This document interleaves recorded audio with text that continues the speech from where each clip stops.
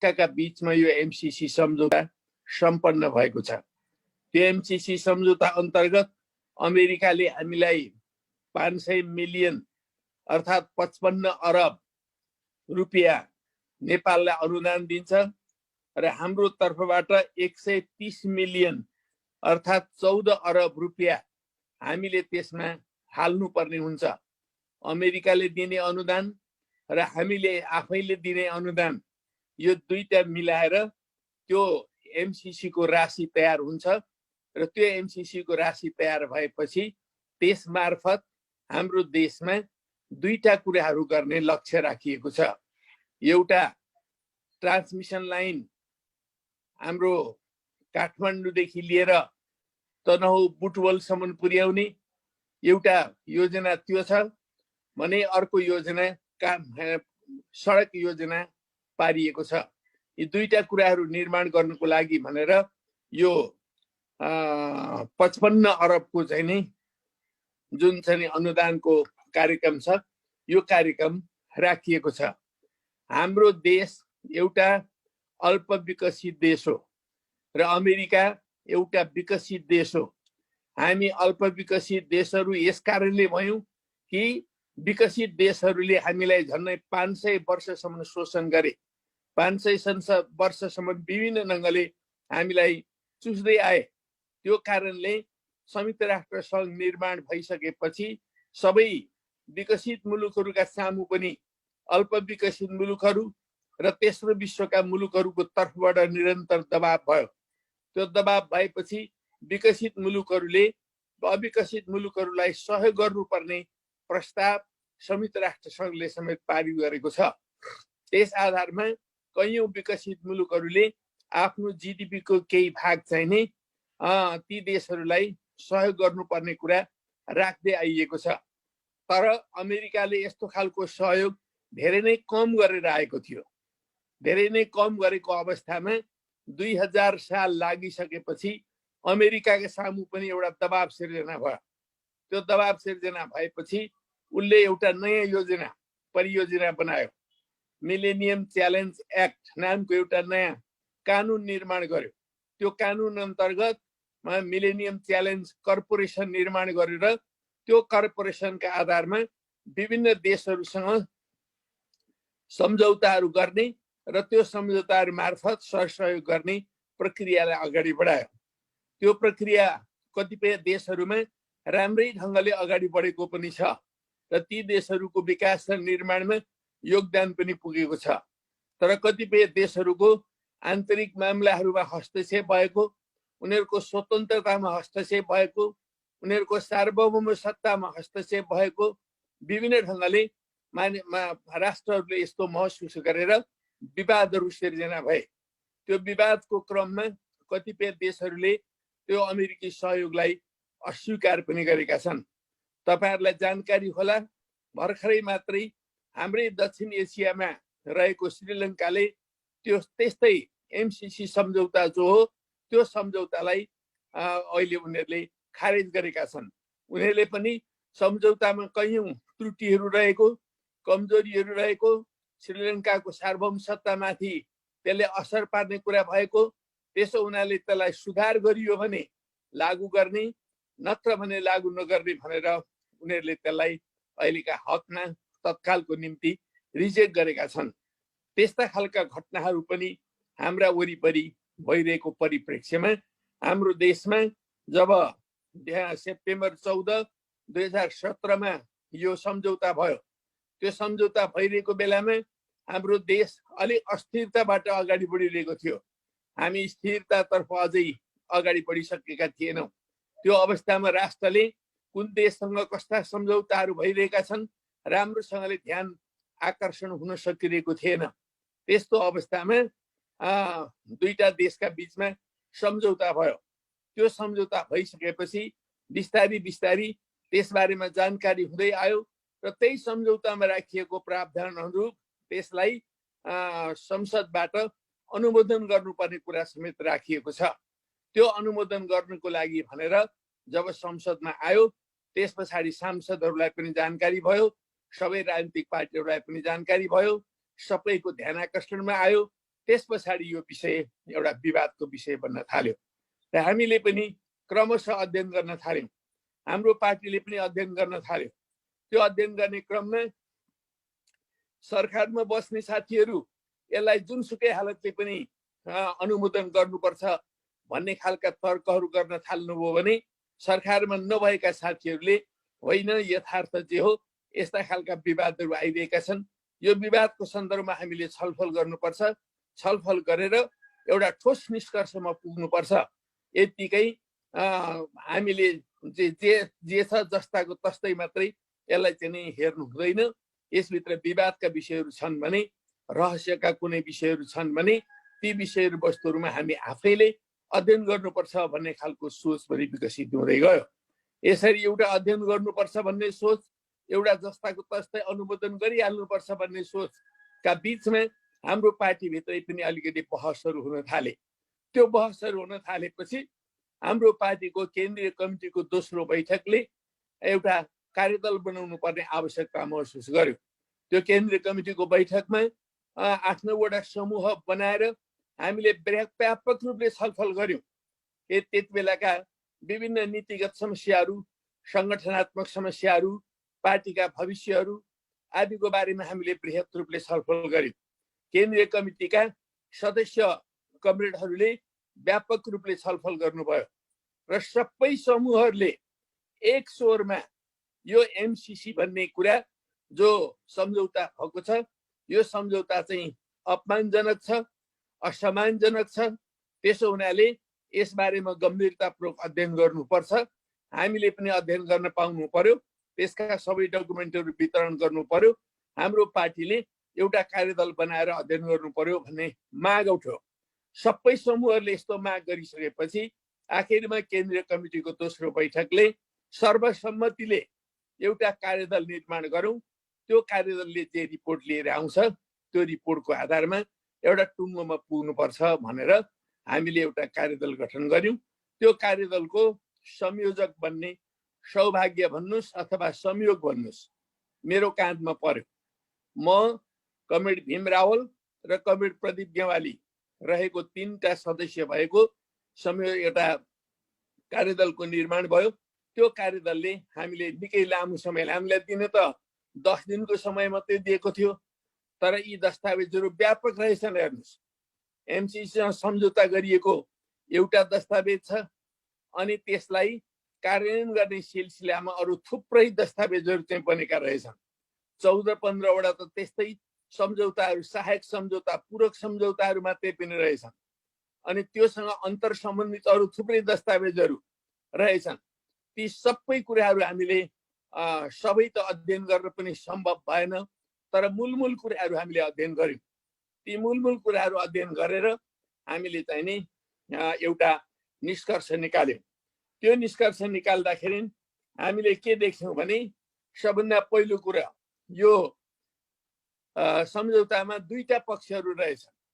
सम्झौतामा कहीँ उल्लेख चाहिँ गरेको छैन, कुनै बुँदामा उल्लेख गरेको छैन, तर यो इन्डो पेसिफिक स्ट्राटेजी, अमेरिकाको इन्डो पेसिफिक स्ट्राटेजीको अङ्ग हो भन्ने कुरा चाहिँ नै आयो।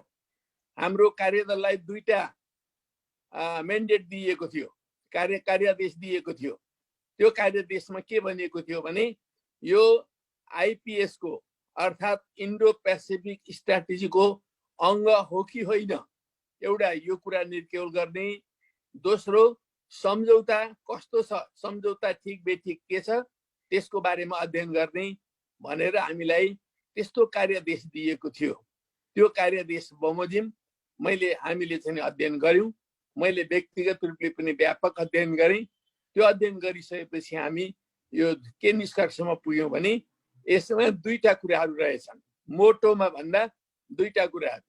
पहिलो कुरा, यो इन्डो पेसिफिक स्ट्राटेजीको अङ्ग हो कि होइन भन्दाखेरि अब हामीले त अङ्ग हो कि होइन भनेर जान्ने कुरो भएन, तर अमेरिकी नेताहरूले एक पछि अर्को उनीहरूले यो चाहिँ नि यो एमसीसी सम्झौता भनेको इन्डो पेसिफिक स्ट्राटेजीको अङ्ग हो, अमेरिकाको इन्डो पेसिफिक स्ट्राटेजीको अङ्ग हो भनेर उनीहरूले ठोकेर बोलेका छन्। त्यसमध्ये अमेरिकाको डिफेन्स मिनिस्ट्री जुन छ त्यो डिफेन्स मिनिस्ट्रीले निकालेका थुप्रो डकुमेन्टहरू छन्। एमसीसी सम्बन्धमा उनीहरूले धेरै कुराहरू भनेका छन्, लेखेका छन्। तपाईँ वेबसाइटमा यी सबै कुराहरू हेर्न सक्नुहुन्छ। र ती डकुमेन्टहरूमा पनि प्रष्ट रूपले एमसीसी भनेको चाहिँ इन्डो पेसिफिक स्ट्राटेजीको अङ्ग हो भन्ने कुरा चाहिँ उनीहरूले भनेका छन्। त्यस्तै गरेर मे 14, 2019 मा नेपाल भ्रमणमा आउनुभएका अमेरिकाको स्टेट डिपार्टमेन्टका दक्षिण एसियाका उपसहायक मन्त्री डेभिड जे रेन्जले आइपीएस को यो अङ्ग हो भनेर आफै बोलेका छन्। यो एउटा आधिकारिक कुरा हो। अमेरिकाको सहायक मन्त्रीले समेत यो कुरा चाहिँ नि आइपीएस को अङ्ग हो भनेर भनेका छन्।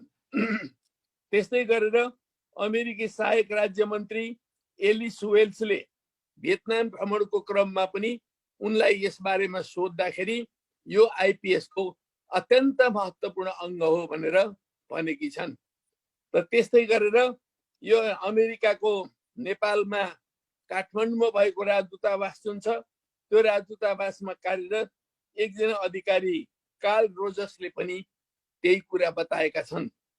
अनि यस्ता कुराहरू आइसकेपछि स्वाभाविक रूपले यो सम्झौता भनेको एउटा रहस्यमय सम्झौता हो भन्ने खालको चाहिँ नि हामीलाई लाग्नु, नेपाली जनतालाई लाग्नु स्वाभाविक हो। त्यसैले हामी के निष्कर्षमा पुग्यौँ भने यो हामीले आइपीएस चाहिँ नि आइपीएस को अङ्ग हो भनेका होइनौँ, नेपालीहरूले भनेको होइन, नेपालको कुनै पार्टीले बोलेको पनि होइन, तर यो अमेरिकी नेताहरू आफैले बोलेका हुन्। त्यसैले वास्तवमा के हो त? एमसीसी सम्झौता आइपीएस को अङ्ग हो कि होइन त? यो बारेमा अमेरिकीहरूले प्रश्न पार्नुपर्छ स्पष्ट ढङ्गले। यदि यो होइन भने उहाँहरूले लिखितम रूपमा औपचारिक रूपले यो आइपीएस को अङ्ग होइन भनेर भन्नुपर्छ। हामी अमेरिकासँगको सम्बन्धलाई पनि अत्यन्त महत्त्व दिन्छौँ। अमेरिका पनि हाम्रो दौत्य सम्बन्ध भएको मित्र राष्ट्र हो। हामी अमेरिकासँग कुनै प्रकारको सहयोग लिनु हुँदैन भनी ठान्दैनौँ। हाम्रो पार्टी पनि ठान्दैन, हाम्रो सरकार पनि ठान्दैन, हाम्रो देश पनि ठान्दैन।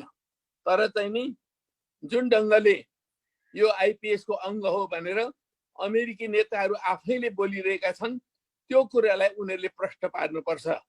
अङ्ग हो भने हामीले लिन मिल्दैन। मित्रहरू, युवाहरू, हामीले आइपीएस को यो अङ्ग हो भने नेपाल चाहिँ एउटा स्वतन्त्र मुलुक हो, सार्वभौम सत्ता सम्पन्न मुलुक हो। नेपाल भनेको एउटा राष्ट्रिय अखण्डताले युक्त मुलुक हो। यस्तो मुलुकले अरू कसैको पनि हामीले चाहिँ नि स्ट्राटेजीमा संलग्न हुन मिल्दैन। र हाम्रो देशको जन्मकालदेखि नै करिब करिब हामी चाहिँ नि असंलग्न परराष्ट्र नीति लिएर अगाडि बढेका छौँ। अहिलेको सरकारको पनि परराष्ट्र नीति भनेको असंलग्न परराष्ट्र नीति हो। त्यसो हुनाले हामी कुनै पनि प्रकारको चाहिँ नि पावर पोलिटिक्समा संलग्न हुन चाहदैनौँ। कुनै पनि एलायन्समा हामी संलग्न हुन चाहदैनौँ। हामी कुनै पनि मिलिटरी एलायन्सहरूमा हामी चाहिँ संलग्न हुन चाहदैनौँ। हामी कुनै पनि स्ट्राटेजीमा अरू देशहरूका स्ट्राटेजीमा हामी संलग्न हुन चाहदैनौँ।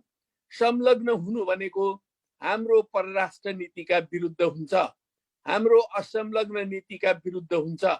त्यसकारणले हामीले यो आइपीएस को सन्दर्भमा पहिलो निष्कर्ष के निकाल्यौँ भने अमेरिकी नेताहरूले लिखित रूपमा औपचारिक रूपले यो आइपीएस को अङ्ग हो कि होइन प्रष्टीकरण दिनुपर्छ।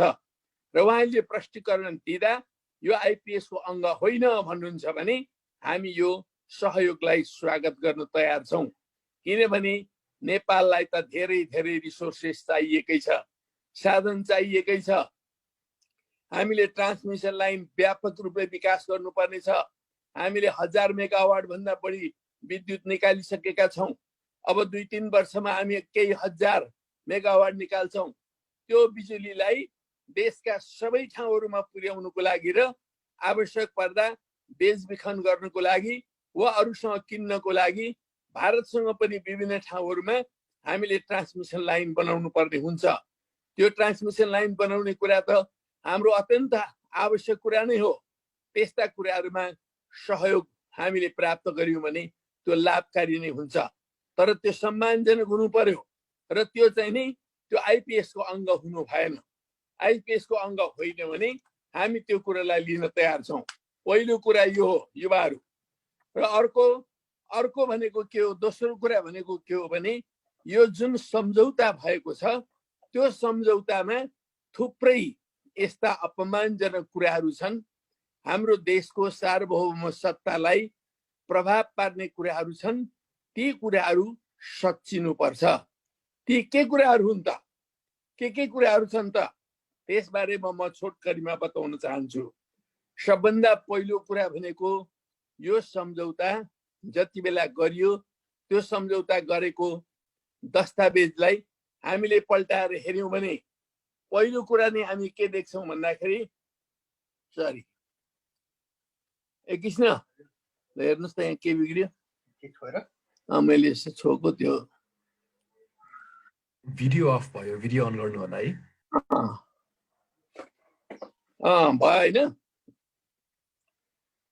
पहिलो कुरा नै यो सम्झौता ठिक छ, सुनिँदैछ?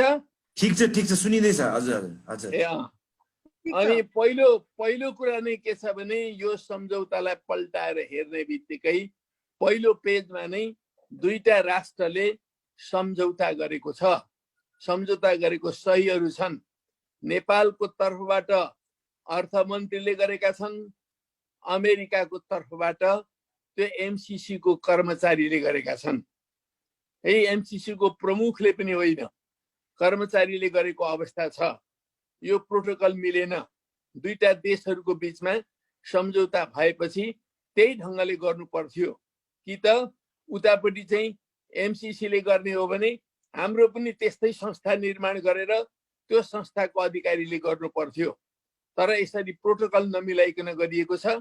अमेरिकालाई ठुलो शक्ति ठानेर अनि उसलाई धरहरामा राखेर हेर्ने अनि हाम्रा साथीभाइहरू चाहिँ हाम्रो देशलाई चाहिँ फ्लोरमा राखेर हेर्ने जस्तो अवस्था बनेको छ। पहिलो कमजोरी भनेको मैले त्यो देखेँ। दोस्रो कुरा भनेको एमसीसी सम्झौता नेपालका कुनै पनि कानुनहरू भन्दा माथि राखिएको छ। नेपालका कानुनहरूलाई माथि राखेर सम्झौता किन गर्नुपर्ने? त्यसलाई हामीले हाम्रो संविधान अन्तर्गत हाम्रा कानुनहरूले समाउन सक्ने गरिकन त्यसलाई किन लागू नगर्ने? यो बुझिन सक्नु विषय बनेको छ। त्यस्तै गरेर त्यो सम्झौताका कतिपय ठाउँहरूमा के भनेको छ भने एमसीसी सम्झौता लागू गर्ने सिलसिलामा अमेरिकाको वर्तमान कानुन र अमेरिकाको भविष्यमा लागू हुने कानुनलाई पनि मान्नुपर्छ भनेर पनि त्यसमा एउटा प्रावधानमा भनिएको छ। यसको अर्थ के हो? यसको स्पष्टीकरण छैन। किन नेपालले अमेरिकाका कानुन मान्नुपर्ने? किन नेपालले अमेरिकाको भविष्यमा बन्ने कानुन समेत मान्नुपर्ने? यो अनौठो कुरा, अनौठा प्रावधानहरू समेत त्यसमा चाहिँ नै राखिएको छ। त्यसै गरेर अमेरिकाको सुरक्षा नीतिमा वा उनीहरूको स्वार्थमा चोट पर्ने खालको कुनै पनि कुरा भयो भने अमेरिकाले तुरुन्तै रद्द गर्न सक्छ। यो एमसीसी सम्झौताबाट हात झिक्न सक्छ भनेर लेखिएको छ। के हो त्यो राष्ट्रिय स्वार्थ भनेको? के हो अमेरिकाको सुरक्षा स्वार्थ भनेको? त्यसको बारेमा कुनै परिभाषित कुरा छैन। त्यसमा त जेसुकै भए पनि यो अमेरिकाको स्वार्थ भन्दा विपरीत भयो भनेर न्यु खोजेर त्यो सम्झौता रद्द गरिदिए पनि हुन्छ। त्यस्ता प्रावधानहरू समेत त्यो ठाउँमा चाहिँ नि राखिएको छ। त्यसो हुनाले ती कुराहरूलाई मान्न सकिने अवस्था छैन। त्यसै गरी विद्युत प्रसारण लाइनमा उपयोग हुने जुन भूमि हो त्यो भूमि विद्युत प्रसारण लाइन निर्माण गर्दाखेरि स्वाभाविक रूपले हामीले ठुलो मात्रामा भूमि अधिग्रहण गर्नुपर्ने हुन्छ। त्यो अधिग्रहण गरेको भूमिमा अनिश्चित कालका लागि एमसीसी को अधिकार रहने कुरा गरिएको छ। एमसीसी को अधिकार किन रहने? नेपालको भूभागमा, नेपालको सार्वभौम सत्ता सम्पन्न भएको भूभागमा एमसीसी ले मात्रै, त्यो प्रकारका मात्रै भन्दा पनि एमसीसी को अधिकार अनिश्चितकालीन रूपले राखिने कुरा आफैमा एउटा सार्वभौम सत्ता सम्पन्न मुलुकको निम्ति प्रश्न उठ्ने कुरा हो। यस्ता प्रावधानहरू त्यसमा राखिएको छ। त्यसै गरेर एमसीसी आयोजना चाहिँ 5 वर्षको भनिएको छ, तर कतिपय प्रावधानहरू चाहिँ यो सुदूर भविष्यसम्म पनि लागू हुने भनेर पनि त्यसमा उल्लेख गरिएको छ। 5 वर्षको सम्झौता हो भने 5 वर्षमा त्यसका सबै ए देखि जेड सम्मका सम्पूर्ण प्रावधानहरू समाप्त हुन्छन्। त्योभन्दा उता मान्नुपर्ने कुनै आवश्यकता हुँदैन। तर त्यो सम्झौतामा त्योभन्दा पछि पनि लागू हुने कुराहरू समेत त्यसमा उल्लेख गरिएको छ। त्यो आफैमा अनौठो छ। त्यस्तै आयोजनाको सञ्चालन, नियन्त्रण र व्यवस्थापन, सुपरिवेक्षण, यी सबै कुरा चाहिँ नि एमसीसी ले गर्ने, नेपाल सरकारले गर्न नपाउने भन्ने खालका प्रावधानहरू पनि छन्। हाम्रो देशमा आयोजनाहरू, परियोजनाहरू लागू हुने, तर नेपाल सरकारले त्यसको अनुगमन गर्न नपाउने, सुपरिवेक्षण गर्न नपाउने र सबै एमसीसी ले गर्ने, यो किन? यो आफैमा अनौठो प्रश्न छ। त्यसै गरेर नेपालले आयोजनामा $13 करोड अनुदान हाल्नुपर्ने, तर भौतिक सम्पत्तिमा कुनै तलमाथि भयो भने एमसीसी को एकलौटी अधिकार हुने खालका कुराहरू समेत पनि त्यसमा राखिएको छ। त्यस्तै आयोजना बिचैमा रद्द भएमा नेपालले चाहिँ ठुलो रकम तिर्नुपर्ने प्रावधान पनि राखिएको छ, तर एमसीसी ले चाहिँ केही गर्नु नपर्ने कुराहरू छन्। त्यसै गरेर एमसीए का खातामा जम्मा हुने रकमको ब्याज हामीले पनि त्यसमा अनुदान गरिरहेका छौँ, अमेरिकाले पनि अनुदान गरेको छ। त्यो अनुदान गरेको रकम संसदबाट हाम्रो सम्झौता चाहिँ नि अनुमोदन भइसकेपछि एउटा रकम आउँछ। त्यो रकम कहीँ न कहीँ ब्याङ्कमा जम्मा हुन्छ। त्यो रकम जम्मा भइसकेपछि त्यसबाट त्यो एकै दिनमा कार्यान्वयनमा आइसक्दैन। त्यसकारणले जति समय रहन्छ त्यसमा ब्याज पनि फल्दै जान्छ।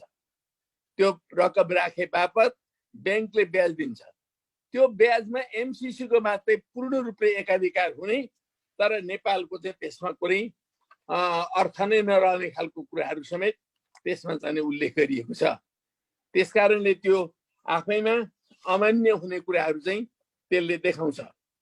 त्यस्तै आयोजनाको प्रतीक चिन्ह, खास गरिकन त्यो एमसीसी को प्रतीक चिन्ह रहने, तर नेपालको प्रतीक चिन्ह चाहिँ राख्न नपाइने, यस्ता कुराहरू त्यसमा उल्लेखित छन्। आयोजनामा नेपाल सरकारका कुनै निकायलाई संलग्न गराउनु पर्यो भने एमसीसी को स्वीकृति लिनुपर्ने कुरा छ। नेपाल सरकार हुँदाहुँदै आफ्नो देशमा लागू हुने कार्यक्रममा, आयोजनामा एमसीसी को स्वीकृति लिनुपर्ने किन? कसैलाई सम्झौता गराउँदा नेपालको सार्वभौम सत्ता चाहिँ सीमित भएन? त्यसो गर्दाखेरि त्यो प्रश्न सजिलैसँगले उठ्छ। आयोजनाको सञ्चालनमा केही एनजिओ का प्रतिनिधिहरू, त्यस्तै गरेर गैर सरकारी संस्था अथवा नागरिक समाजका प्रतिनिधिहरू राख्ने कुरा छ। तर त्यो राख्दाखेरि पनि एमसीसी ले गर्ने, तर चाहिँ नि नेपाल सरकारले गर्न नपाउने भन्ने कुरा छन्। यो पनि एउटा अनौठो कुरा छ। त्यस्तै सम्झौता अनुमोदन गर्न संसदमा लानु पर्ने, तर यो सम्झौता कुनै संशोधन भयो भने त्यो संशोधन चाहिँ संसदमा लानु नपर्ने प्रावधानहरू पनि राखिएको छ। अहिले यो सम्झौता हामीले संसदमा टेबल गरेका छौँ। टेबल भएको छ, खास गरिकन यसको सम्पत्ति भएर बसेको छ, तर त्यसबारेमा अनुमोदन भएको छैन। त्यो अनुमोदन नभएसम्म त्यसलाई त लागू गर्न त मिल्दैन। तर कस्ता प्रावधानहरू छन् भने त्यो अनुमोदन होस् कि नहोस्, तर त्यो सम्झौताका कतिपय प्रावधानहरू संशोधन गर्न मिल्ने कुराहरू छन्। दुई पक्ष मिलेर एउटा प्रावधान त संशोधन गरिसकेका रहेछन् यो बीचमा, जबकि त्यो संशोधन गरेको कुरा चाहिँ संसदमा अनुमोदन गर्ने कुरालाई थाहै पत्तै छैन। त्यो संशोधन भइसकेको दस्तावेज हामीले अनुमोदन गर्नुपर्ने रहेछ। यस्ता कन्ट्राडिक्टरी कुराहरू समेत त्यसभित्र रहेका छन् र एमसीसी को कारण कुनै क्षतिपूर्ति दिनुपर्ने भएमा नेपाल सरकारले मात्र तिर्नुपर्ने, तर आयोजनाको अनुगमन र सुपरिवेक्षण नेपाल सरकारले गर्न नपाउने भनेको छ। आफूले सुपरिवेक्षण चाहिँ गर्न नपाउने, तर क्षतिपूर्ति दिनुपर्ने भयो भने चाहिँ सम्पूर्ण रूपले नेपालले दिनुपर्ने जस्ता कुराहरू त्यसमा उल्लेखित गरिएका छन्। आयोजनामा कर्मचारी नियुक्ति गर्दाखेरि नेपाल सरकारले होइन, एमसीसीले नियुक्ति गर्ने खालको कुराहरू छन् र कतिपय आयोजनामा नियुक्त गर्ने कर्मचारीहरूको नागरिकता हेर्न नपाइने भन्ने खालका कुराहरू समेत त्यसमा छन्। यी सबै कुराहरू दस्तावेजमा तपाईहरु आफै पढ्न सक्नुहुन्छ, आफै हेर्न सक्नुहुन्छ र ती कुराहरू के हुन् त्यस्तामा निचोड निकाल्न सक्नुहुन्छ। त्यसो हुनाले यस्ता यस्ता प्रावधानहरू यसभित्र राखिएका छन्। अरू पनि थुप्रै कुराहरू छन्। यो दस्तावेज को सन्दर्भमा हामीले अध्ययन गर्दाखेरि निकालेका 30-35 वटा चाहिँ नि यस्ता त्रुटिपूर्ण प्रावधानहरू रहेका छन्, जसलाई सच्याउनु जरुरी छ। अमेरिका र नेपालका बीचमा मैत्रीपूर्ण सम्बन्ध छ, राम्रो सम्बन्ध छ। हामीले उहिलेदेखि नै दौत्य सम्बन्ध राखेका छौँ, सरसहयोग गरिरहेका छौँ, सरसहयोग चलिरहेका छन्।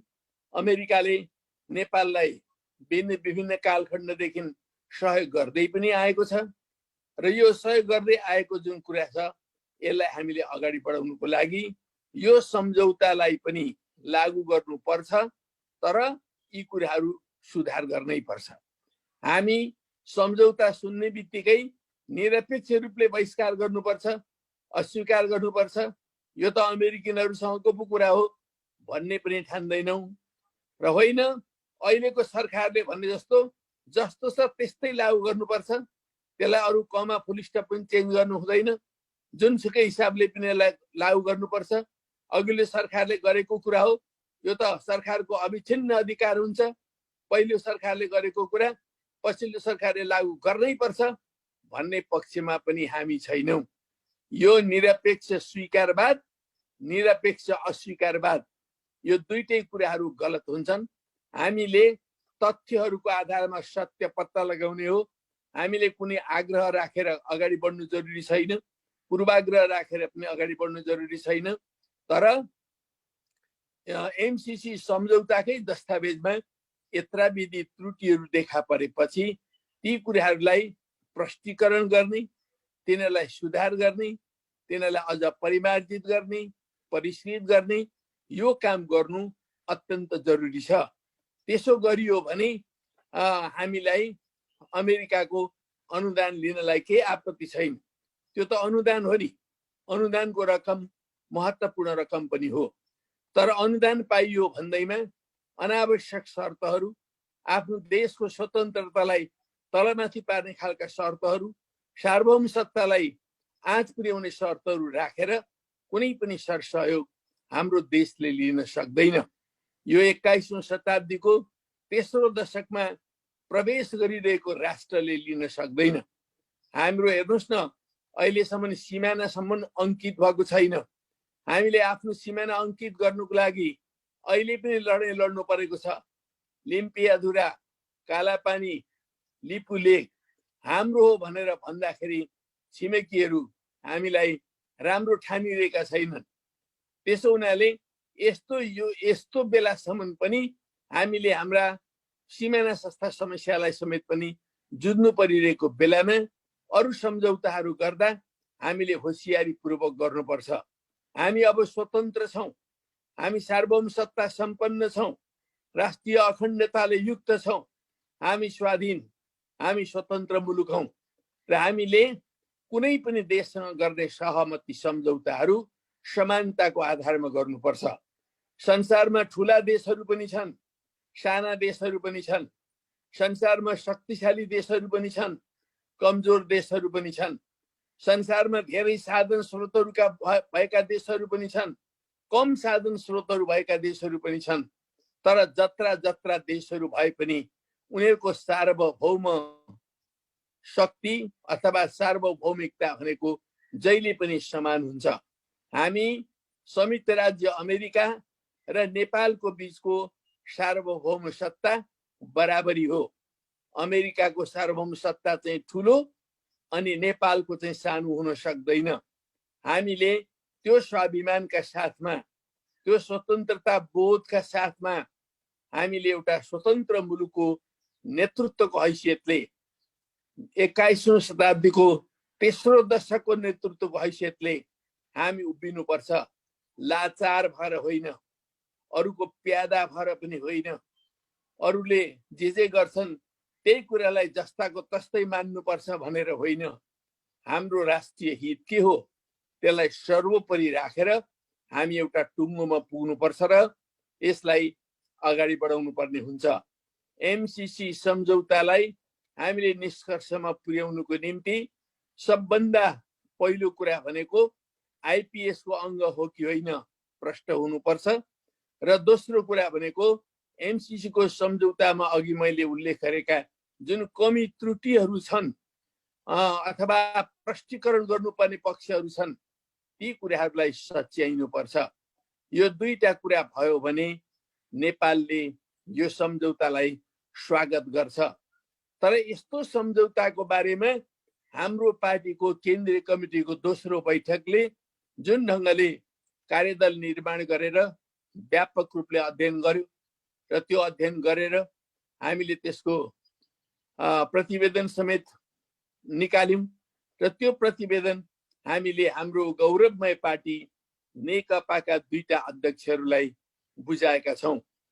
एउटा अध्यक्ष कमरेड प्रचण्ड अब यसलाई चाँडोभन्दा चाँडो टुङ्गोमा पुर्याउन यसलाई कमिटीका बैठकहरू राखौं भनेर पटक पटक भनिरहनु भएको छ।